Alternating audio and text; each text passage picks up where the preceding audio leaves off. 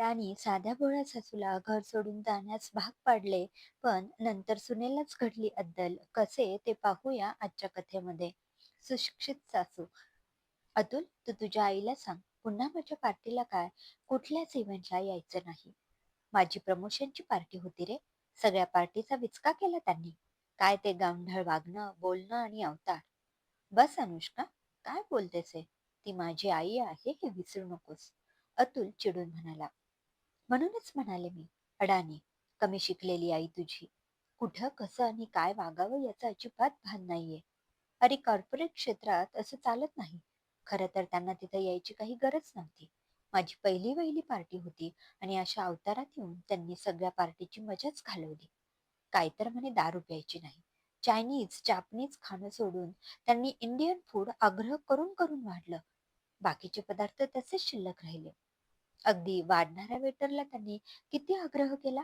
गावाकडच्या गोष्टी सुद्धा रंगून सांगत होत्या त्या. अनुष्का जास्तच चिडली होती. बस ना अनु, कशी असली तरी ती माझी आई आहे. इथून पुढे एक शब्द जरी बोललीस ना तर काय करणार आहेस? मला घराबाहेर काढशील? आता तू हे विसरू नकोस की या घराचे निम्मे हप्ते मी भरते. पुढे विषय वाढायला नको म्हणून अतुल बाहेर हॉलमध्ये आला आणि अनुष्काने आपल्या खोलीचा दरवाजा धाडकन आपटून बंद करून घेतला. हॉलमध्ये बसलेल्या अलकाबाईंनी आपल्या सुनेचं बोलणं ऐकलं होतं. अतुलला बघून त्या क्षीणपणे हसल्या. आई, तू नको लक्ष देऊ, अतुल त्यांच्या शेजारी बसत म्हणाला. माझं चुकलं रे, मी तिथे यायला नको होतं. पण काय करणार, अंगी चिकटलेल्या सवयी अशा पटकन सुटत नाहीत. आई, तिच्या वतीने मी सॉरी म्हणतो. नको रे बाबा, सुनबाईचा राग शांत झालाय की ती स्वतः माझी माफी मागेल. तशी गुणाची आहे पोर, अलकाबाई म्हणाल्या. इतकं होऊ नये, सुनेची बाजू कशाला घेतेस? आई, तू आणि आबांनी मला किती कष्टानं वाढवलं. शेतात राबून मेहनत केली, कर्ज काढून शिकवलं म्हणून मी आज मोठ्या पगाराची नोकरी करतोय. पण अनुष्काला याची जाण नाहीये. अतुल हॉलमध्ये अस्वस्थपणे फेऱ्या मारत म्हणाला. अरे, आपल्या परिस्थितीची जाण तिला कशी असेल? ती वेगळ्या परिस्थितीतून आलीये आणि सगळेच आई बाबा आपल्या पोरांसाठी कष्ट करतात. तुमच्यावर वेळ आली की तुम्हीही तेच कराल. बोलत बोलत अलकाबाई स्वयंपाकघरात गेल्या. डोळ्यात आलेलं पाणी हलकेच पुसत त्यांनी आपल्या सुनेच्या आवडीचं कोकमचं सरबत करायला घेतलं.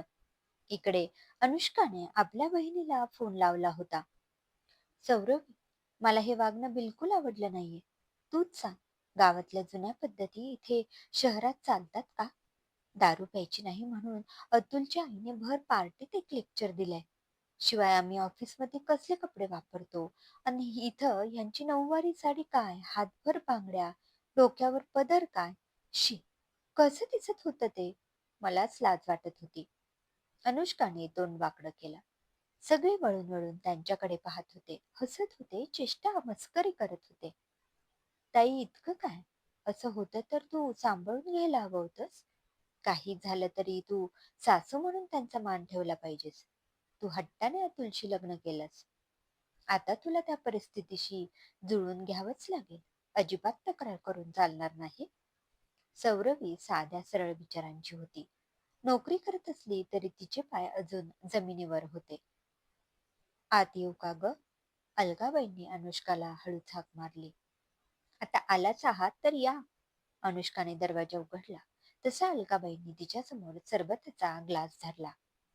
पिऊन घे, बरं वाटेल. वा, आधी आपल्याला हवं तसं वागायचं आणि समोरचा माणूस चिडला की त्याची समजूत काढायची. तुमच्या गावाकडे ही पद्धत असेल, पण इथं असलं काहीही चालत नाही. न्या तो ग्लास आणि द्या तुमच्या लेकाला. अनुष्काचं बोलणं ऐकून अलकाबाईंच्या डोळ्यातून अश्रू वाहू लागले. इतकं काय चुकलं माझं? अपमान, अवहेलना त्यांच्या चेहऱ्यावर उमटली. तुमचं काही चुकलं नाही. चूक तर माझीच झाली. तुमच्यासारख्या गावंढाळ कमी शिकलेल्या बाईची मी सून झाले. हे ऐकून अलकाबाई आपल्या खोलीत गेल्या. काय करायचं? लेकासाठी जीव तुटतो म्हणून इथं येते. सुनबाई तशी हुशार आहे, पण समंजसपणा कमी आहे इतकंच. त्यांनी स्वतःची समजूत घातली. इकडे अनुष्काने स्वतःला बेडवर झोपून दिलं. उद्या ऑफिसला सुट्टी होती. परवा सगळ्यांना कसं सामोरं जायचं हा प्रश्न तिला पडला होता. या सर्वांचा परिणाम तिच्या प्रमोशनवर होऊ नये असं तिला वाटत होतं.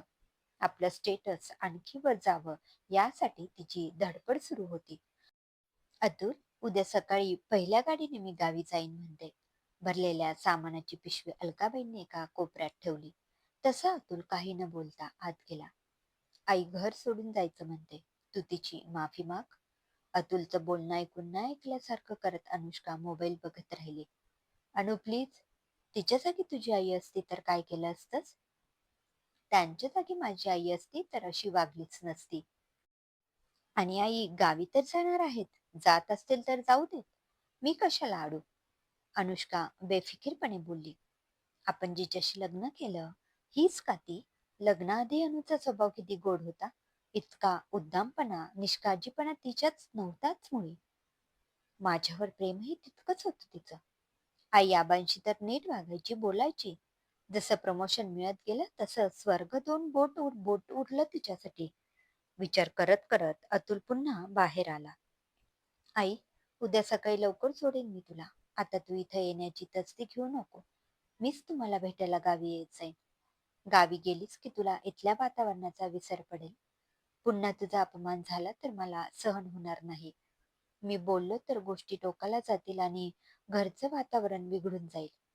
तुला वाटत असेल ना मी बायकोची बाजू घेतोय म्हणून, पण तसं अजिबात नाहीये. सगळ्यांची वेळ येते, तशी तुझीही येईल. अनुला तिच्या चुकीची जाणीवही होईल. मीही तिला समजवण्याचा प्रयत्न करेन. अतुलने आईच्या मांडीवर डोकं ठेवलं. अलकाबाई बराच वेळ त्याच्या डोक्यावरून हात फिरवत राहिल्या. किती माया होती त्या स्पर्शात. पण ही माया अनुला का कधी जाणवत नाही की तिच्या डोळ्यावर गर्वाची पट्टी बांधली गेली आहे. विचार करता करता अतुलचा डोळा लागला. दुसऱ्या दिवशी सकाळी अनु जरा उशिराच उठली. शेजारी अतुल नव्हता. आईंना सोडवायला गेला असेल म्हणून तिने फ्रेश होऊन स्वतःसाठी कॉफी बनवली. बराच वेळ झाला तरी अतुलचा पत्ता नव्हता. त्याच्या फोनही लागत नव्हता. 2-3 मित्रांना फोन करून झाले, पण त्याचा काही उपयोग झाला नाही. आता मात्र अनुला काळजी वाटायला लागली. मी आईंना जरा जास्तच बोलले का? पण चूक त्यांची होती. असल्या पार्टीत स्वतःहून यायची काय गरज होती? बरं, आल्यावर शांत राहावं तर तेही नाही. उगीच नको तिथे पुढं पुढं करून आपलं हसं करून घेतलं. इतक्यात अतुल आत आला. आई गेल्या? आणि इतका वेळ तू कुठं गेला होतास? अनुष्का त्याला मिठी मारत म्हणाली. सॉरी, काल मी जरा जास्तच हायपर झाले होते. अतुल मात्र काही न बोलता तिची मिठी सोडून आत निघून गेला. अतुल, आता तू माझ्याशी बोलणार नाहीयेस का? सॉरी म्हणाले ना मी. माझी माफी मागण्यापेक्षा तू आईची माफी मागितली असतीस तर फार बरं झालं असतं. ती अशी तडकाफडकी गावाला निघून गेली नसती. जाऊ दे ना तो विषय. प्रमोशन नंतरचा उद्या माझा पहिला दिवस आहे. पण तुझ्या आईच्या वागण्याने मला काय ऐकून घ्यावं लागणार काय माहीत. माझे सगळे कलिग हायफाय आहेत. हे असलं गावंढाळ वागणं पाहून ते माझ्याशी बोलणं बंद करतील की काय अशी भीती वाटायला लागली मला. अनुष्का तयार होत म्हणाली. शॉपिंगला येशील? नवीन ड्रेस घ्यायचे आहेत. वरची पोस्ट मिळालीये. आपली स्टाईल थोडी चेंज करावी म्हणते. मैत्रिणींचा कसा जळफळाट झाला पाहिजे. अनु डोळे मिचकावत म्हणाली. तुला काहीच कसं वाटत नाही. आपल्या मैत्रिणींची काळजी आहे, पण आपल्यामुळे सासू घर सोडून गेली त्याचं काहीच वाटत नाही. मला तुझ्याकडून अशी अपेक्षा नव्हती अनु. तुझं हे वागणं मला अजिबात आवडलेलं नाहीये. बाहेर आपली इमेज राखताना घरात आपली किंमत राखली जाईल असं माणसाने वागावं आणि घरातल्या मोठ्यांनाही किंमत द्यावी. आपल्याच विश्वात मग्न असलेली अनु यावर काहीच न बोलता आवरून बाहेर पडली. तिला नवऱ्याचं फुकटचं लेक्चर ऐकायचं नव्हतं. सासू गावी गेली याचा मनातून आनंद झाला होता, पण उघडपणे बोलणार कसं म्हणून ती गप्प होती. जेवण बनवलेलं नाहीये, आज तेवढं ऑर्डर कर. बाहेर पडताच अनुने नवऱ्याला मेसेज केला. काय म्हणावं हिला. लहान वयात असं सहजासहजी यश मिळत गेलं ना तर डोक्यात हवा जाते असं म्हणतात ते अगदी खरं आहे. हिला केवळ स्वतःची किंमत आहे. आपल्या पुढे घरच्यांची किंमत शून्य. अतुलने डाळ तांदळाची खिचडी केली. त्याला खाण्याची इच्छाही नव्हती आणि भूकही. फक्त शरीर धर्म म्हणून 2 घास त्याने पोटात ढकलले. आता उरलेला दिवस एकट्याने कसा काढायचा म्हणून अतुलने आपल्या मित्राला फोन केला. संध्याकाळी थकून भागून अनुष्का घरी आली. अतुल टीव्ही पाहत सोफ्यावर आडवा पडला होता. इतकी सारी शॉपिंग. तिला आलेलं बघताच तो उठून बसला. हो, तुझा एकही पैसा खर्च केला नाहीये. हे सगळं माझ्या पैशातून आणलंय. अनुने सामान आपल्या खोलीत नेऊन ठेवलं. तू काय जेवणार आहेस? मला जेवण बनवायचा जाम कंटाळा आलाय, अनु ओरडून म्हणाली. तू काहीही कर, मी मित्राकडे जेवायला जातोय. वा, हे छान आहे. मला सोडून जाणार? तू दिवसभर बाहेर होतीस. सकाळी सुद्धा जेवण न बनवता गेलीस तेव्हा माझा विचार केलास? आई असती तर बरं झालं असतं. सुकानं 2 घास पोटात गेले असते. असं म्हणत अतुल आवरून बाहेर पडला देखील. अतुलला खूप वाईट वाटलं. आम्ही आधी एकमेकांच्या सुखाचा विचार करत होतो आणि आता फक्त स्वतःचा विचार करावा लागतोय. अणु बदलली की परिस्थिती, की दोन्ही बदलल्याने मी बदललो. तो चालत मित्राकडे निघाला. घरी यायला उशीर होणार होता, पण त्याला तेच हवं होतं. घरी जाऊन करायचं तरी काय? सुट्टीचा दिवस संपला आणि अनुष्का ऑफिसला निघाली. चेहऱ्यावर प्रमोशनच्या खुशीबरोबर मेकअप उठून दिसत होता. सोबत काल आणलेलं मोठ्या ब्रँड कलेक्शन अंगावर खुलून दिसत होतं. आल्या आल्या अनु तडक बॉसच्या केबिन मध्ये शिरली. आपल्या नव्या केबिनच्या किल्ल्या घेऊन ती पुन्हा बाहेर आली. आता अनु रोजच नव्या अवतारात दिसत होती. चेहऱ्यावर केलेला मेकअप, त्यात मिसळलेला थोडासा बेफिकीरपणा, अंगावर ब्रँडेड कपडे आणि वागण्या बोलण्यात आलेला अति आत्मविश्वास, ज्यामुळे कामात काही ना काही चुका होत होत राहिल्या. जवळचे सहकारी दूर गेले, पण आपल्याच विश्वास धुंद असणाऱ्या अनुष्काला त्या चुका जाणवल्या नाहीत. मात्र त्या चुका कलिग, ज्युनियर, बॉस पर्यंत व्यवस्थित पोहोचत होत्या. एक दिवस बॉसनी बोलावलं म्हणून अनु न विचारताच त्यांच्या केबिन मध्ये शिरली. प्रमोशनची धुंदी अजून उतरली नाही वाटतं. बॉस तिच्या समोर फाईल टाकत स्पष्टच म्हणाले. म्हणजे? अनु गोंधळून म्हणाली. स्वतंत्र केबिन काय मिळाली आणि कामातून तुमचं लक्ष उडालं. किती चुका या मिसेस अनुष्का. याआधी असं होत नव्हतं. काम पाहून तुम्हाला प्रमोशन दिलं आणि तुमचं भलतंच काहीतरी चाललंय. अनु गडबडीने समोर ठेवलेल्या फाईल्स चाळायला लागली. तुमच्याच चुका आहेत त्या. मला वाटलं होतं तुम्ही काम अगदी चोख करता, पण इथं सगळं उलटच आहे. काम करणाऱ्याला त्यांची कामं करू द्यायची नाहीत आणि स्वतःही काही करायचं नाही. सर, असं नाहीये, अनु कशीबशी म्हणाली. हल्ली तुम्ही आपल्या सहकाऱ्यांची नीट वागत नाही अशी तक्रार आलीये. असं उद्दाम वर्तन आमच्या ऑफिसमध्ये शोभून दिसत नाही. मी काय बोलतोय कळतंय ना? ही पहिली आणि शेवटची वॉर्निंग आहे असं समजा. इथे सहकारी एकमेकात चर्चा करत असतात, आपली मतं मांडत असतात. बॉस म्हणून ते आमच्या कानावर आल्याशिवाय राहणार कसं? इतकं शिकून त्याचा फायदा काय? तुमच्यापेक्षा कमी शिकलेली माणसं बरी म्हणायची. हे ऐकून अनुष्काची मान खाली गेली. ती केबिन बाहेर येतात सहकाऱ्यांची झालेली गर्दी मागे सरकली. कोणी तिची चेष्टा करत होतं, कोणी खिल्ली उडवत होतं, तर कोणी आपापसात कुजबुजत करत होतं. हे पाहून अनु पळतच वॉशरूम मध्ये शिरली. समोरच्या आरशात स्वतःचं बदललेलं रूप पाहून तिला लाज वाटली. चेहऱ्यावरचा मेकअप तिने घाईघाईने पुसून टाकला.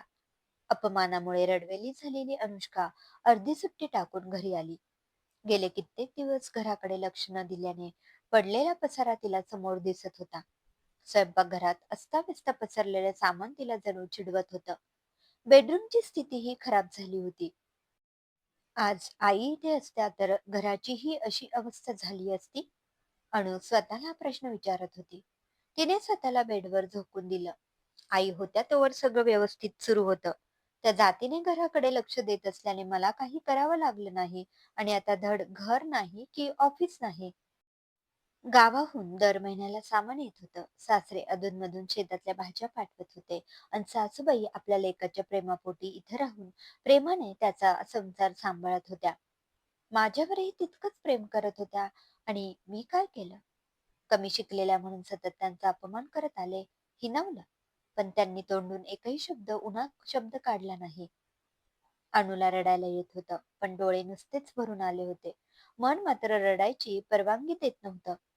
तिला अतुलची आठवण आली. कधी एकदा तो येईल नि त्याच्या मिठीत शिरून मन मोकळं करेन असं झालं होतं तिला. तिने फोन करून अतुलला बोलावून घेतलं. अतुल, मला आईंची माफी मागायची आहे. रडतच ऑफिसमध्ये घडलेला प्रसंग तिने त्याच्या कानावर घातला. मी खूप चुकले, आईंची चेष्टा केली, त्यांना कमी लेखलं, प्रसंगी हिणवलं, अपमान केला, पण त्यांनी कधीही जाब विचारला नाही. मी त्यांच्या पाठीशी ठामपणे उभं राहायला हवं होतं रे. खूप चुकलं माझं. तुला तुझी चूक कळली ना? आता तूच आईला फोन करून तिची माफी माग. अतुल म्हणाला आणि अनुने न राहून अलकाबाईंना फोन लावला. आई माझं चुकलं. मी सतत तुम्हाला कमी लेखत आले. It's okay. But don't worry. I forgot all about it. अलकाबाईंच्या तोंडून इंग्रजी भाषा ऐकून अनुष्काला धक्काच बसला. तिने काही विचारायच्या आतच त्या म्हणाल्या, कमी शिकले असले तरी इथल्या शिकवणीमध्ये एबीसी पासून सगळं शिकून घेतलं. आता लहान सहान वाक्य बोलते. मध्ये मध्ये सहावारी साडी सुद्धा नेसते हा. आणि नवीन नवीन पदार्थ करायला शिकते आहे. आई कशासाठी हे सारं? तुम्ही आहात तशाच राहा, अणू म्हणाली. अगं काळानुसार बदलायला नको का? तूच शिकवलंस ना मला. इकडे कधी येताय? मला भेटून तुमची माफी मागायची आहे. नको ग बाई, मला इथं खूप कामं आहेत. बाईंचा स्वर काही निराळाच होता. अनुला कसं तरीच झालं. फोन ठेवून तिने ऑफिसमध्ये 8 दिवस सुट्टीसाठी ईमेल पाठवला आणि रिप्लाय येण्याआधीच गावी जाण्याची तयारी करायला लागली. घर आवरून तिने 2 नऊवारी साड्या विकत आणल्या. अतुल, मला उद्या सकाळी पहिल्या गाडीत बसून दे. प्रत्यक्ष भेटून आईंची माफी मागेन आणि 8 दिवस गावी राहीन म्हणते. मी त्यांना दिलेल्या त्रासाची भरपाई होऊ शकत नाही, पण त्यांच्याविषयी माझा दृष्टिकोन बदलून नव्या नजरेने त्यांना समजून घेण्याचा प्रयत्न नक्कीच करेन. अतुलला समाधान वाटलं. अनुने बॅग भरून तयार ठेवली. मी पुढे जाते. तू सुट्टी मिळाली की ये. खरे सुशिक्षित तुझे आई बाबा आहेत, ज्यांनी कमी शिकूनही प्रॅक्टिकल विचार करत तुला चांगलं शिक्षण दिलं, स्वतःच्या पायावर उभं केलं. मी मात्र सगळ्या सुखसोयी असून फक्त स्वतःचा विचार केला. जणू सारं काही मीच कमावलं आहे अशी वागणूक इतरांना देत आले, गृहीत धरत आले. तुझ्यापासून किती दूर गेले मी. खरी अशिक्षित तर मीच ठरले ना. अनुच्या डोळ्यात पश्चाताप दिसत होता. तू दूर गेली असतीस तरी मी कायम तुझ्या जवळ होतो आणि इथून पुढेही असेन. अतुलने तिला जवळ घेतलं. त्याच्या मिठीत सामावलेली अनु त्याला घट्ट बिलगली. कधीही दूर न जाण्यासाठी तिने मनोमन निर्धार केला. अशी चूक पुन्हा करायची नाही. कधीच नाही. समाप्त. लेखिका सायली जोशी. श्रोते हो, कशी वाटली ही कथा कमेंट मध्ये नक्की कळवा.